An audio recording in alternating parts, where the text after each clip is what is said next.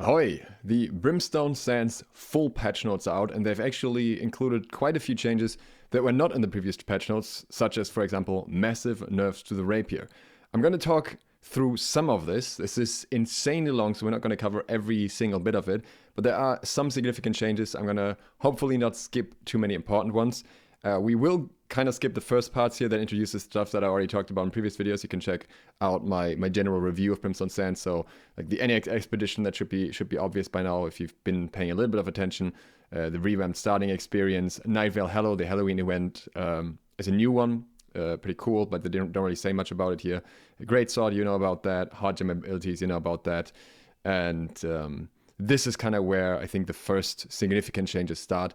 So that's where we're gonna jump in and talk about the more important things, because it'll change a lot, and I don't really know. Like, a lot of these things were not on PTR, so let's talk about it. First of all, we have changes to the hardy buffs from mobs. I think this was on the PTR, but it wasn't clear what it was about. So the health of mobs that have the hardy buff is reduced from 50 to 25% extra. That's pretty good, I would say. There are various changes to the XP curve, so leveling is going to be a lot quicker. XP required generally lower XP that you get for almost everything increased except town projects, which are reduced by 75%. So town boarding, not a thing anymore. Doing anything else in the game, absolutely a thing. Gathering doesn't really change that much, but the gathering XP rewards at the same time increase as well. So a lot of stuff here. These are, I think, mostly just fixes to the leveling experience, so we can move on from that. Though there's a random thing for war in here, but it's minor. Then we have dungeon fixes, mutation fixes as well, along with the expedition fixes. Most of these also nothing particularly worth talking about as far as I'm aware. There will be some more later in the patch notes that relates to mutations. It's nice that this one is fixed, so you can finally, there used to be a random case where Scylla wouldn't actually start, and then you were stuck and lost your key back when keys were still a thing. And here are the Mutator Changes. Okay, so gold ranks and silver ranks have been adjusted to now 50,000 points and 25,000. Yeah, I think it's 40,000 normally. I don't actually look at the number anymore, but I think it was 40,000, 20,000, maybe. But the whole mutation system has changed a fair bit. So mutations now give more umbrals at lower difficulties. We've talked about that in another video as well. Chests have been moved to the end of the mutation run, so you don't need to loot any chests during the mutation. Apparently only the mutation run. So if you're playing a normal expedition and you're kind of just new to the expedition, you still get the rewards for, beating the first boss. But in the mutation runs, you're just expected to finish the whole thing if you want to get the loot.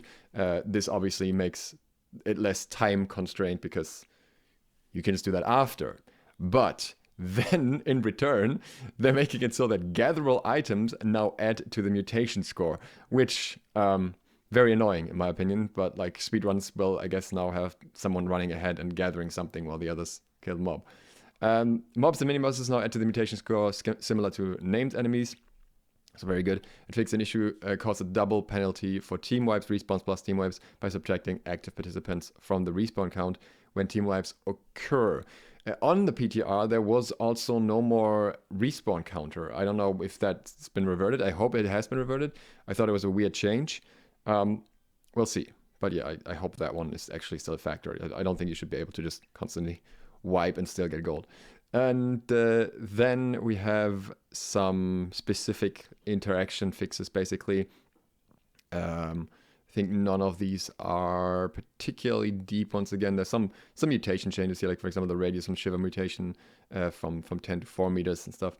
But generally speaking, the Umber rewards mentioned that twice, but I don't think most of these are super important. Quests, again, important change. Removes faction missions, dominate, kill players of the enemy faction, and conquer, capture the fort, as we plan broader changes to influence. Dominate was often difficult for players to complete within the time frame of an influence race, and conquer could not be completed at all if the fort was locked. So conquer makes sense. Dominate annoys me.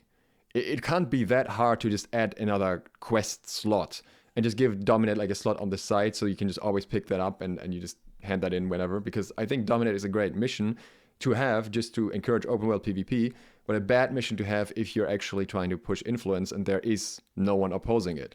So I think it should just be like its own thing instead of just completely removing it. But I just hope they just change the entire influence race soon. Considering they're already standing on the changes, I'm hoping this is something that we will see in the near future, and maybe I won't be complaining then. Faction board, just talking about that you can actually earn influence during an invasion as well. And I think the other ones here are, once again, minor. Great Cleave gets some changes to the location of things again. Then we have some changes for World AI. These ones are very weird, honestly, because if you look at this, it's all making all the mobs easier, especially bears. And to me personally, I thought that most mobs in New World were already designed to be relatively telegraphed, relatively easy, especially compared to how they used to be in the like early access version of the game. And now they're making them even easier. And I think it was cool to have something like the bear, where it's like, okay, you know, most mobs are whatever, but these guys can be an actual threat, and I have to pay attention here and time my stuff right. But now, Stagger removed, slam damage reduced, swipe damage reduced, bleeds removed, slower attacks. And we see a similar thing for a lot of these mobs: Withered, Corrupted Laborer, Lost Navigator, Lost Pistolier, Lost Berserker, Sailors, Wolves, Ancient, Guardian Skeletons. It's all just nerfs. Boars, Corruption Tendrils, Corruption Swarmers, and Corruption Entities. A lot of grid removal as well. So yeah, I don't know why that's happening. I don't think the game needs to be even easier in that regard, but it is what it is. Then we have combat changes. Mechanics. This one you probably know about, just in case you don't. There's an equip load driven delay now.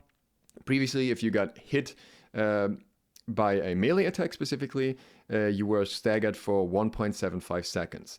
Now everyone gets a buff to some degree in that regard. Even the light equip load. Light equip, it's now 1.5 seconds delay. In medium equip, it's now 1 second delay. In heavy equip, it's now 0.5 seconds delay. So this should be very interesting, could be especially massive for heavy.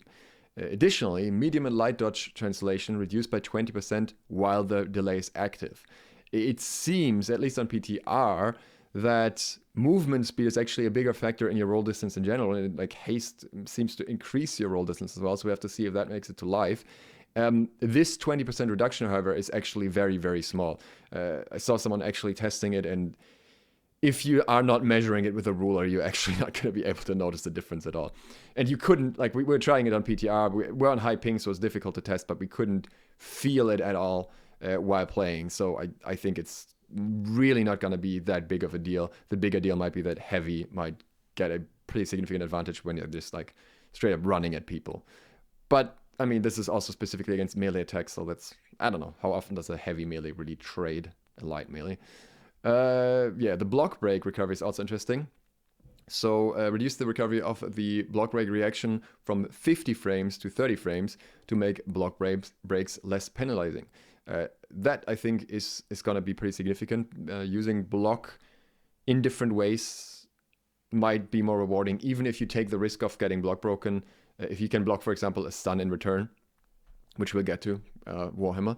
But yeah, it might be better to take the block break than to take the other CC, but I'm not sure how long this will actually feel. And no,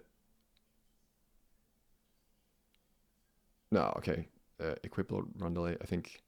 Okay, I'm not sure if this one was very significant. Fix an issue that caused blocked hits to activate the equip load run delay. Anyways, we're moving on to the weapon updates. First of all, we have a bunch of bug fixes here, which I think there might be like one or two important ones in here. I think this one, for example, fix an issue that caused players to enter an exhausted state after getting hit while still having stamina. So that should obviously not happen. Other than that, I don't think most of these are particularly major.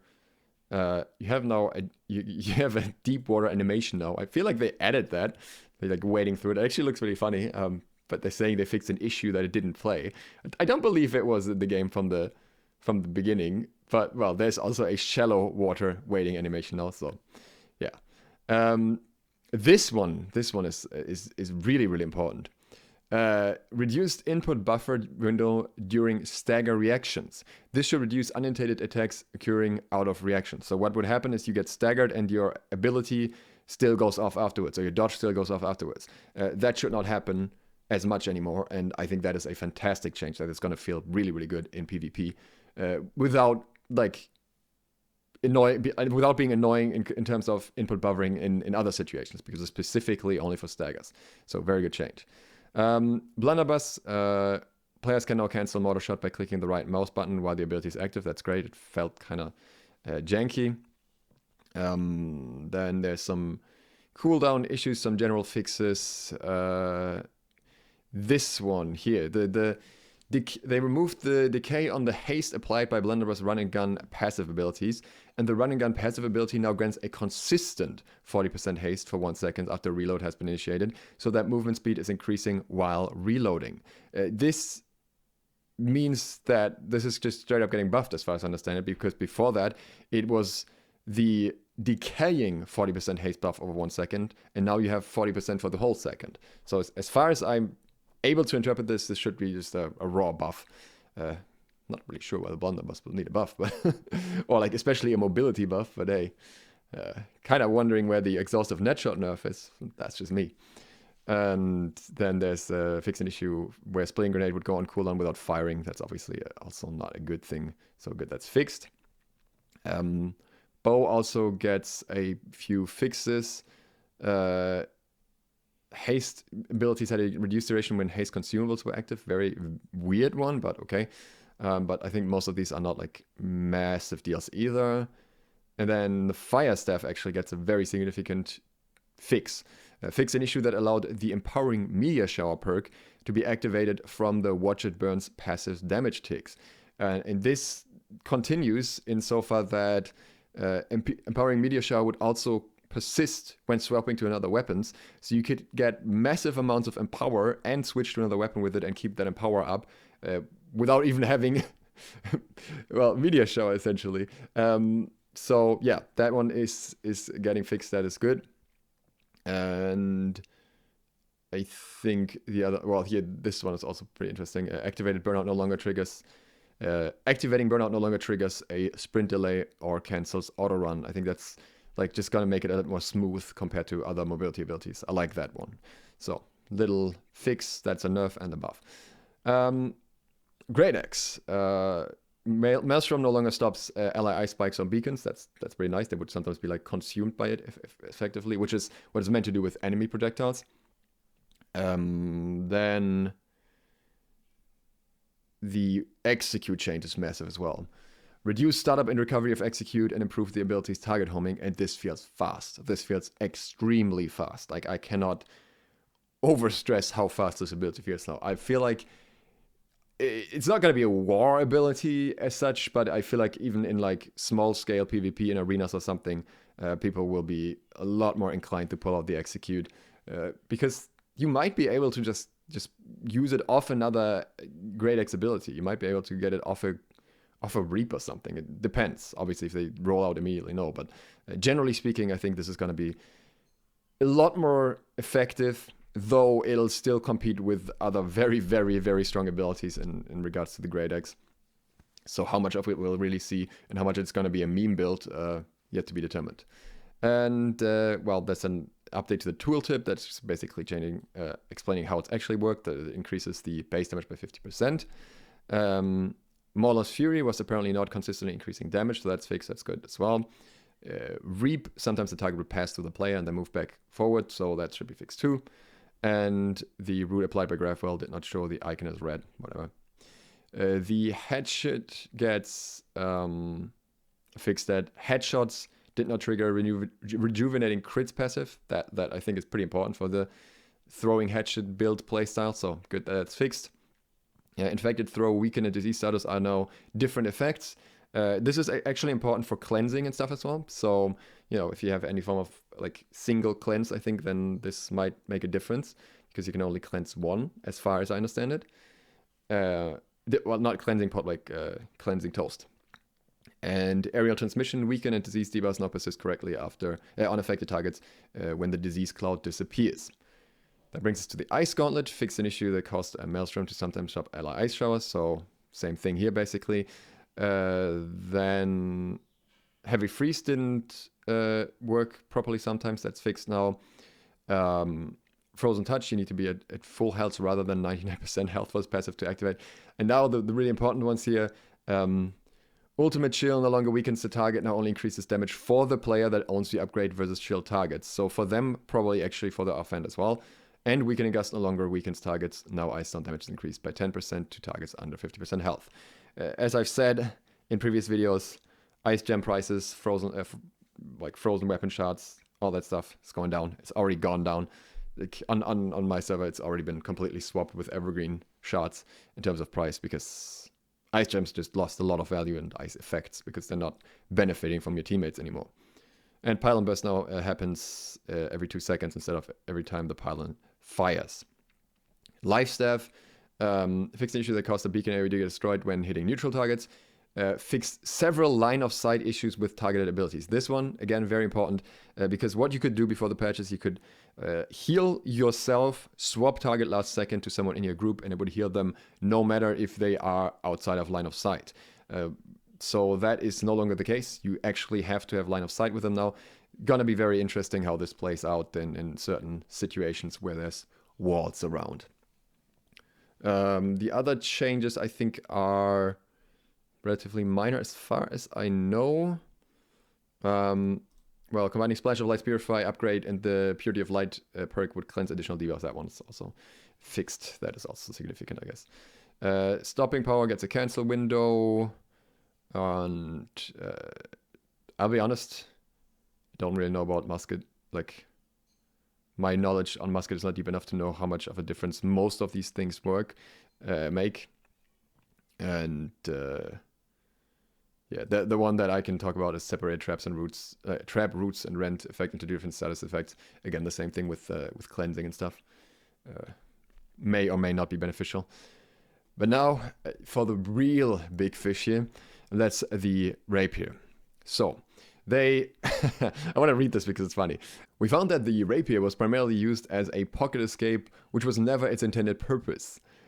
And I'm sitting here, okay, how long did it take you to notice that? That's been a thing since wars were a thing, basically. Well, not quite. It came like 2-3 months later, maybe latest, that every healer was running it. But anyways, they are at the point where they're saying that is not what we want. We want this to be a tactical advantage in combat, and we don't want it to be used to run away.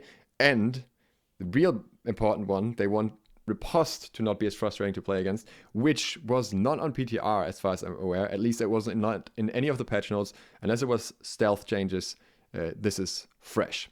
So, Allegro and Breathe In will no longer trigger immediately upon activating the ability. They will now only trigger when successfully evading an attack. That is the extra stamina and movement speed, as far as I recall.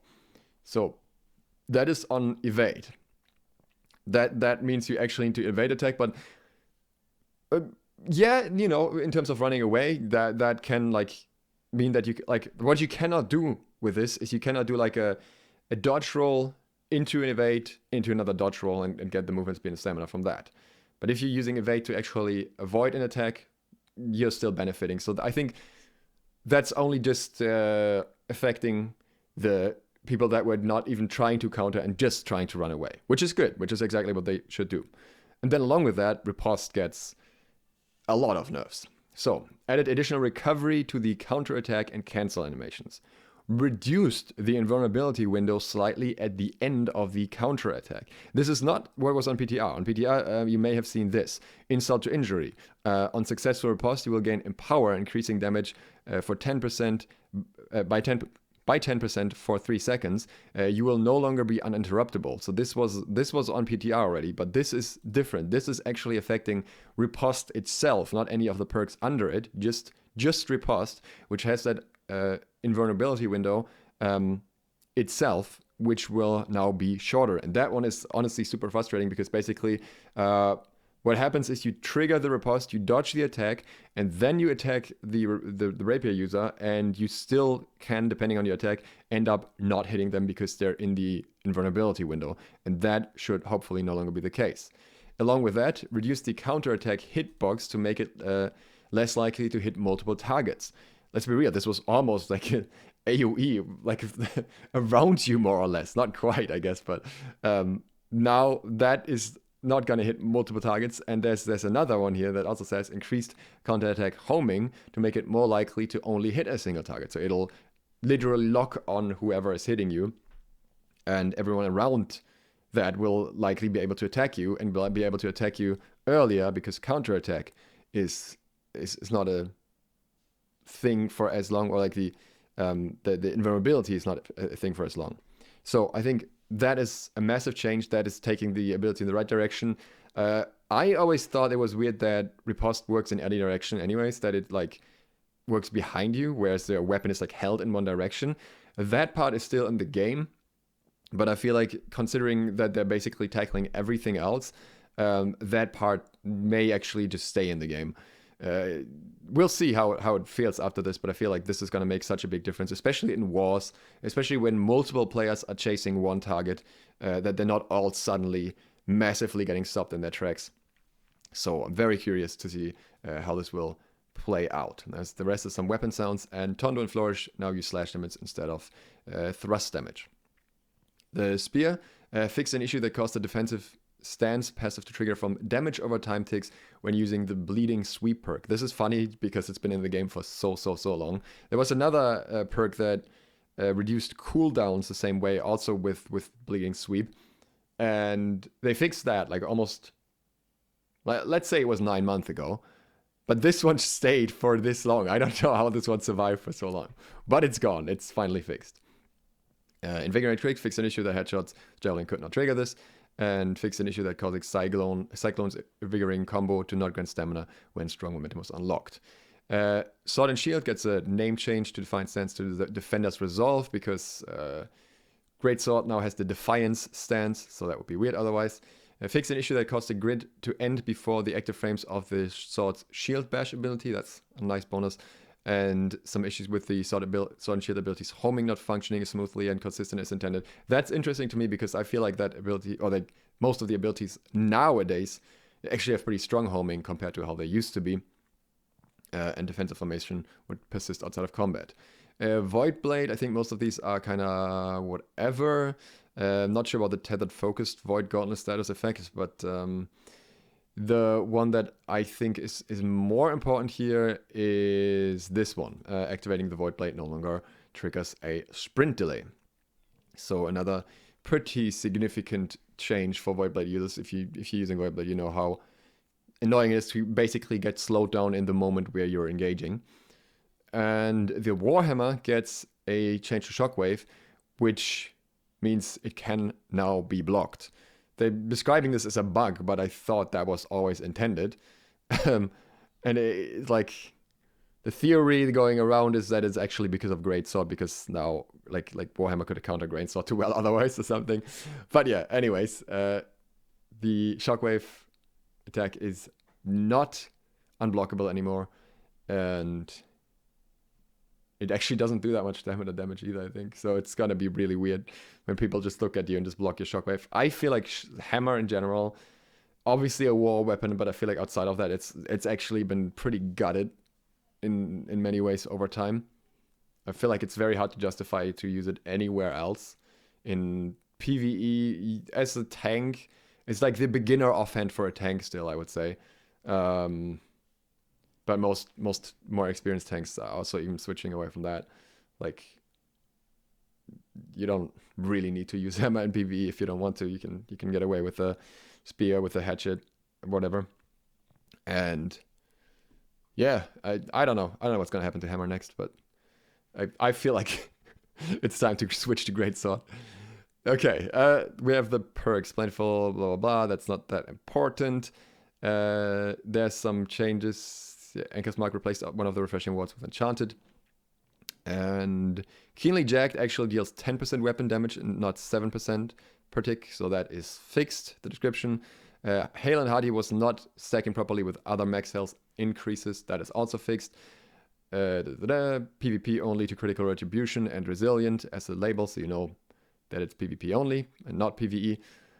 Chain perks can now be on all magical items and don't need to measure the damage type. So you can have a Ice Gauntlet with a Lightning Chain.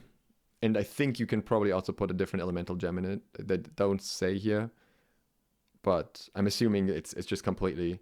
Like, the connection between them is probably completely removed, the same as with attunement.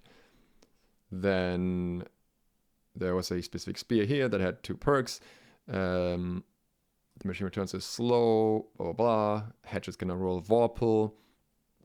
And the Fortified perk did not work with certain applications of Fortify. That should work now. Sundering Shockwave also does not apply to targets that blocked. So it's not only the stun that you're blocking, you're also blocking the Sunder.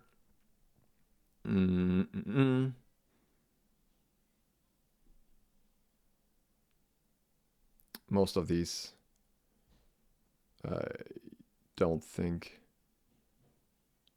Well, I don't know what the Shirking Element and Achievements perk procking other perks and passive was about, but that might be significant, to be honest, depending on what I was interacting with.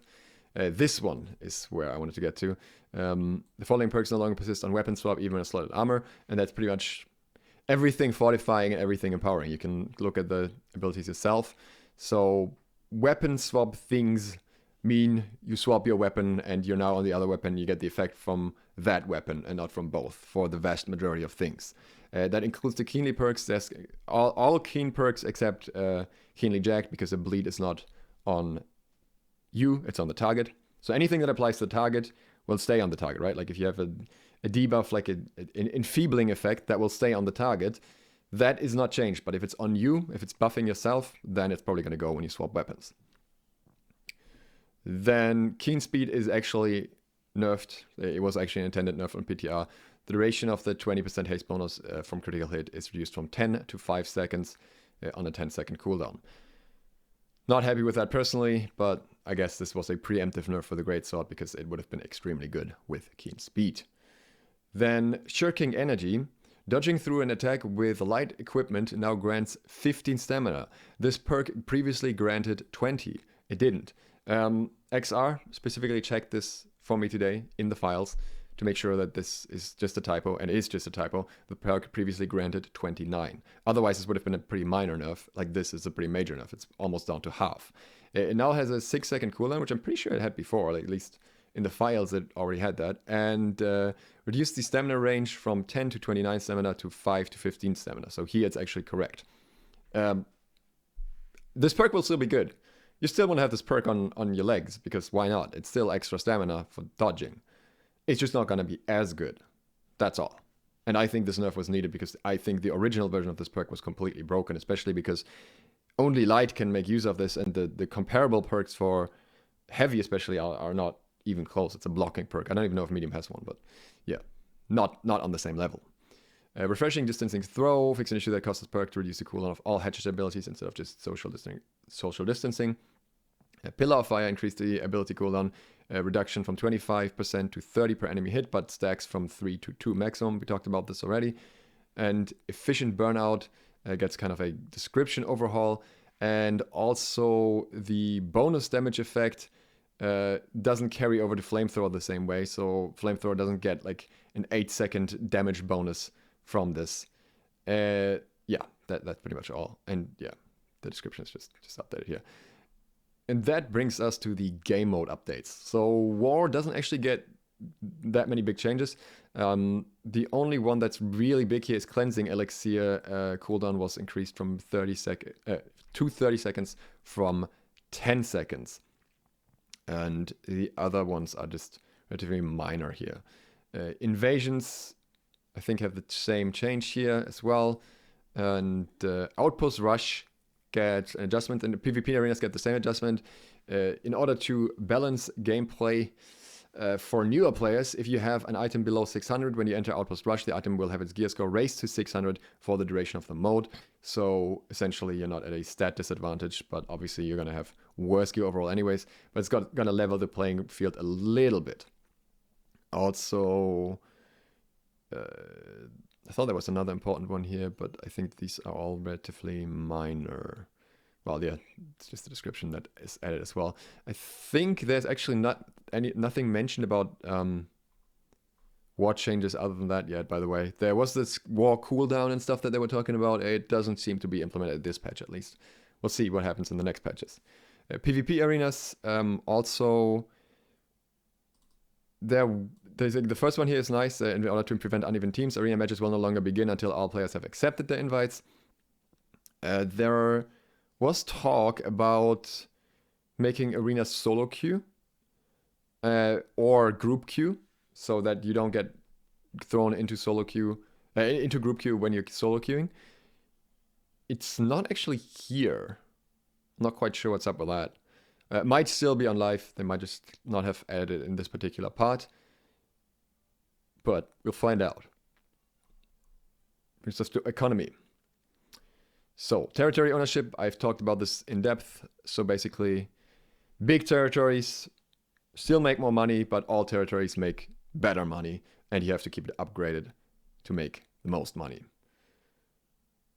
And the cooldown for changing a company's siege timer has been increased from 24 hours to 1 week, so you can't shift that around.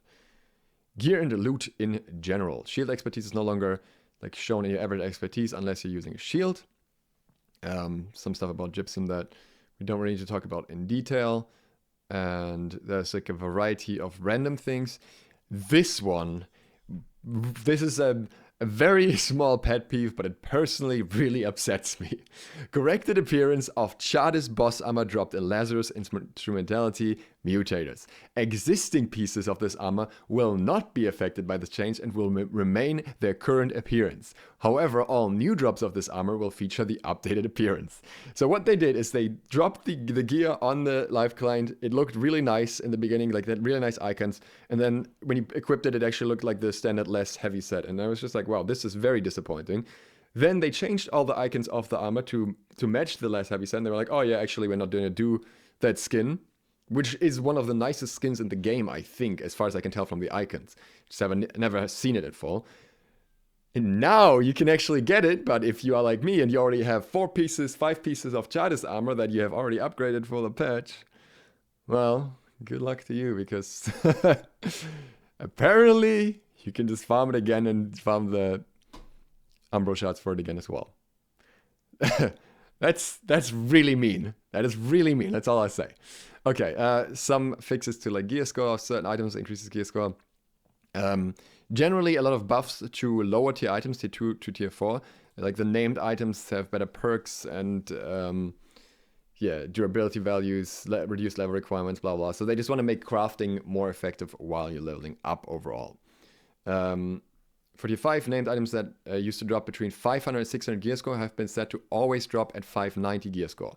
They will no longer scale with player expertise, as the player will be able to use them at a gear score of at least 590.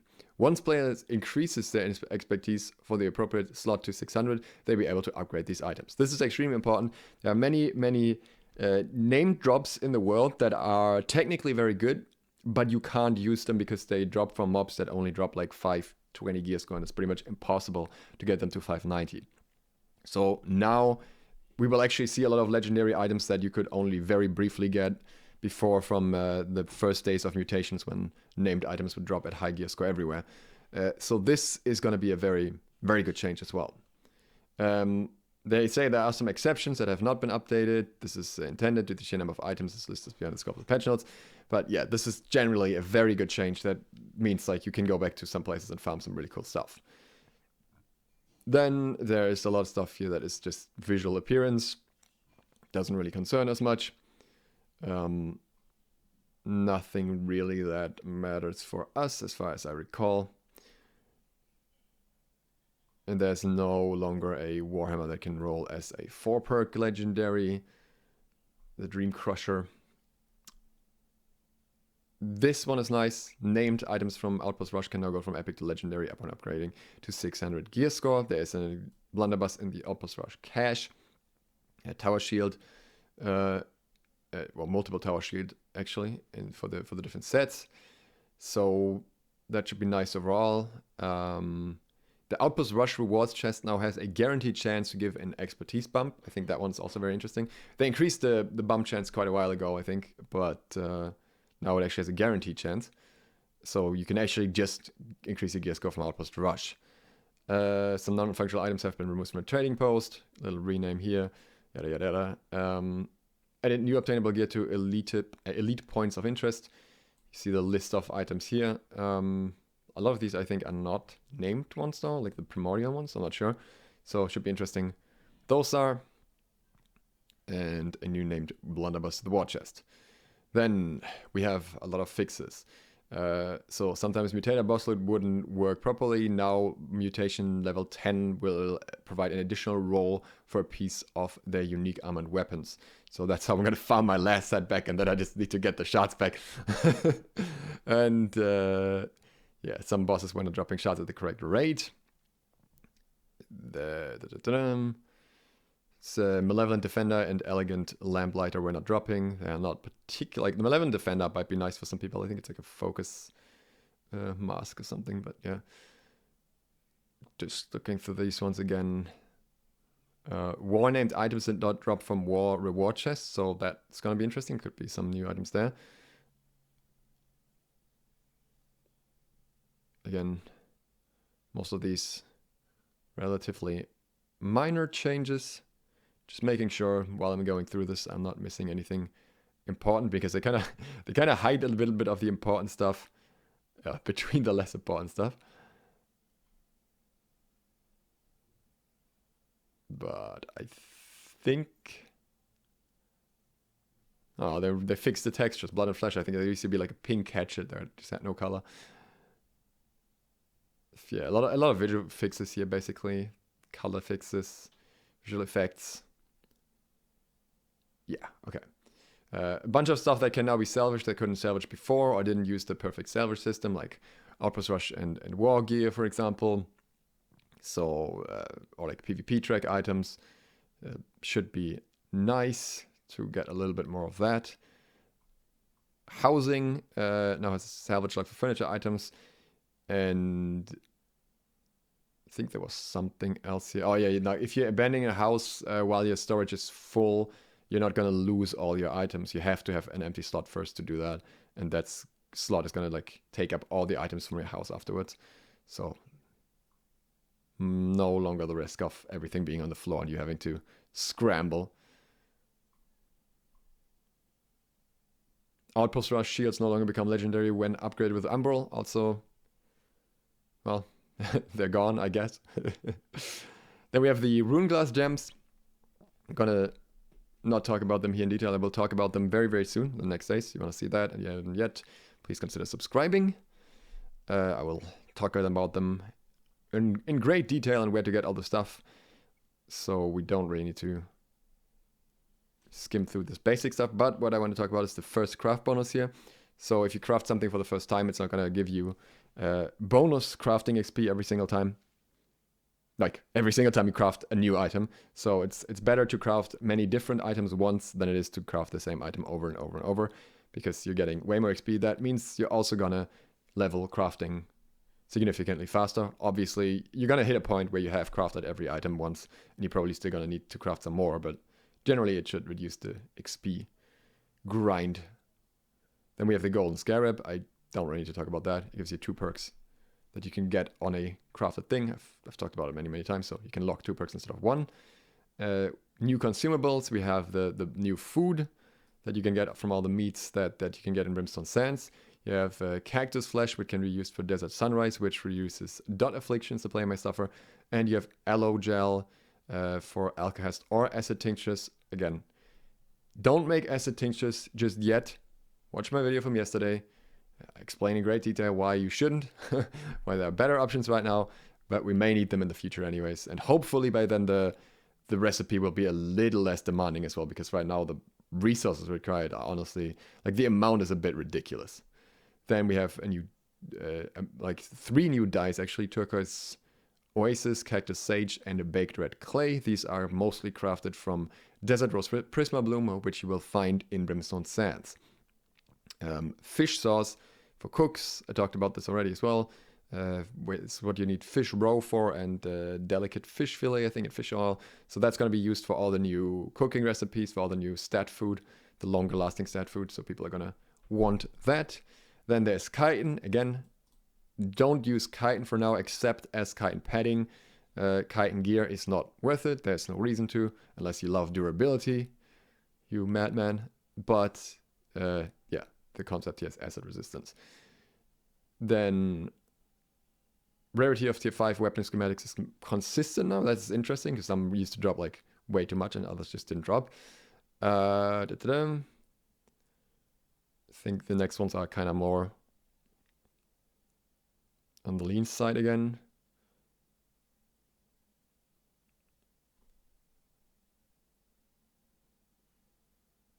Wait. Oh, crafted named items have the unique trade skill requirements reduced. Now it's like tier 2 is level 1, tier 3 is level 50, and tier 4 is 100. So that should help with the leveling grind, the crafting grind as well.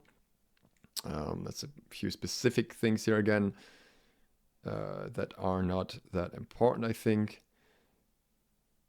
There was a glitch with Runestone stopwatch, apparently, that should be fixed here. Lower the material requirements on expedition replica heavy boots, because they were for some reason higher. Non-area legendary pattern crafting costs have been reduced by 66%. Topaz achievement potion now grant a counter trade skill when crafted. Yeah, minor stuff. Gathering stamina will now regenerate while gathering. That's very nice, very convenient. And logging, mining, harvesting all get this overhaul where the highest tier material can now be gathered at 150 instead of 175. And lodestone, for example, 75 instead of 105. That's going to make the grind a lot smoother, because obviously gathering the highest tier material requires, or it gives you a lot more XP and makes the leveling a lot quicker. And then we obviously have the new resource here as well, like cacti and sandstone, brimstone, aloe gel. Yeah. And this one is interesting. Based on PTI feedback, they've changed skinning. So now, if you have 0 skinning, you can skin animals up to level 30. And then you need 50 skinning to level 45, and 100 skinning to level 60, and 150 skinning for mobs up to level 67. This is very nice, because in the starting zones, if you're like not starting to skin mobs immediately, you can very easily run into the situation where you're like, now you need 30 skinning to skin them up, but you don't quite have that. And at that point, you basically just stop skinning, because every time you're just going to fall behind more, because you can't skin anything to get XP, so you're just not skinning. So this should make this a lot smoother overall. Refining. We've added new recipes, all known by default, to refining material conversion, giving players an additional avenue to create a limited number of rare resources per day. So this is going to be interesting. Which ones these are, I don't even know. There's some fixes to fishing overall, like for example your bait. Remember your last selected bait. There is potentially a fix in here that that concerns a certain bug that can be abused. I don't know if this is actually implied or not, so I'll just not say more than that, but it's possible that one of these is referring to that without specifying it. But other than that, yeah, I think it's mostly just quality of life stuff, really. And there's a bunch of fixes to musical instruments. I don't think I will go into detail about these, but yeah, basically, it's just generally things that make it smoother, make it work better. You can get out of it easier. You can't just do random things while using them, like PvP flag and stuff like that. So yeah, there's also achievements for progression.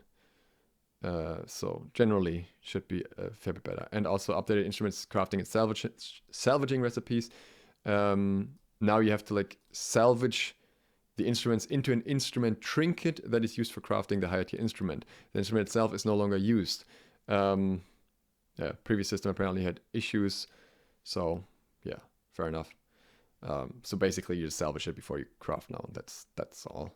But it's probably better for item management, because you can just keep a bunch of trinkets in a stack anyways.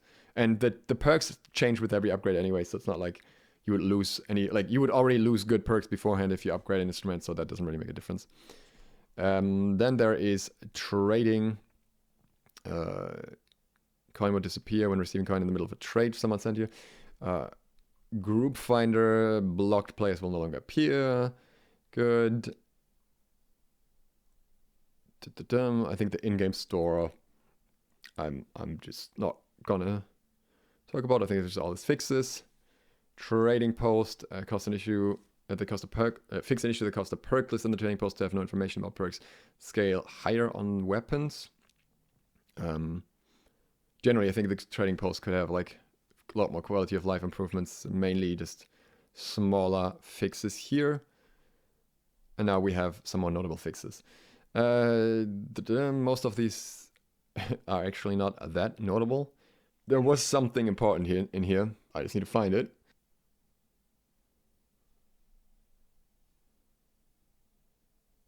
It was at the very end, fixed an issue that caused the Battle Red tooltip to show an incorrect amount of damage absorption value, just 5% instead of 15%.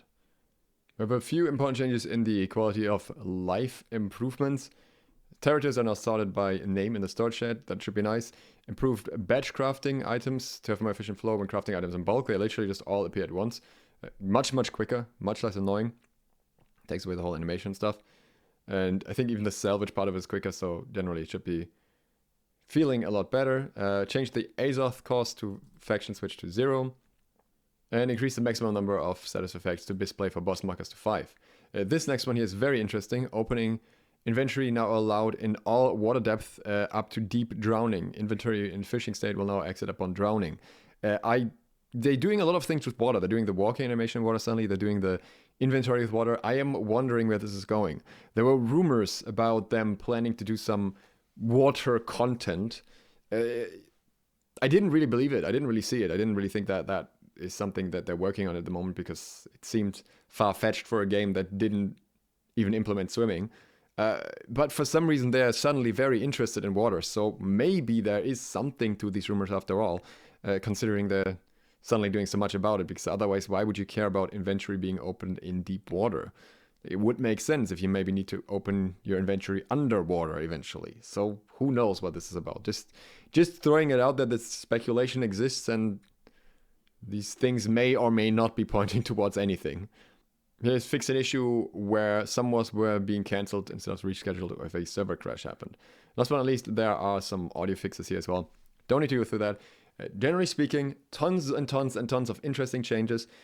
Very interested in the new war meta based on the detonate runes, Rapier being nerfed, Greatsword being introduced, or PvP in general. It's going to be super spicy. I'm very much looking forward to this. I think some people will be more or less happy with many of these changes. For me personally, I think most of them are good. I'm a bit sad about the state of the Warhammer, but that's about it. And later we will be talking about the Greatsword in much more depth. It's finally happening. So if you want to see that, please consider subscribing and clicking the bell so you get notified. On that, thank you for watching. SLOTH out.